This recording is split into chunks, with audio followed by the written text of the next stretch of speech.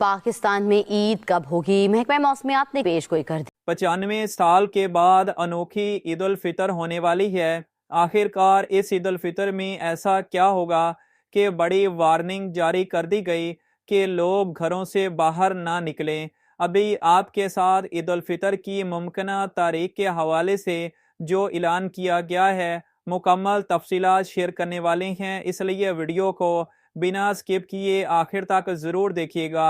साल 2025 में शवाल का चांद कब नजर आएगा और क्या वाकई ही में साल 2025 में पाकिस्तान में 28 रोजे मुकम्मल होने पर ही ईद उल फितर मनाई जा सकेगी, क्योंकि सऊदी अरब में और पाकिस्तान में माह रमज़ानुल मुबारक का आगाज़ एक ही दिन से नहीं हो सका था। तो इस तरह से अगर पाकिस्तान और सऊदी अरेबिया में माह रमज़ानुल मुबारक का आगाज़ एक ही दिन होता है, तो अगर उसके बाद ईद उल फितर मनाई जाती है तो ये आम सी बात है। लेकिन अगर माह रमज़ान मुबारक का आगाज़ एक साथ नहीं होता, लेकिन इसके बावजूद ईद उल फितर एक साथ मनाई जाने का ऐलान किया जाता है, तो ये एक अनोखी और अजीब बात होगी, क्योंकि सऊदी अरब में एक रोज़ा पाकिस्तान से पहले हुआ था और इस तरह से 29 मार्च को सऊदी अरब में शवाल का चांद नज़र आ जाएगा और सऊदी अरब में 30 मार्च को ईद उल फितर मनाई जाएगी।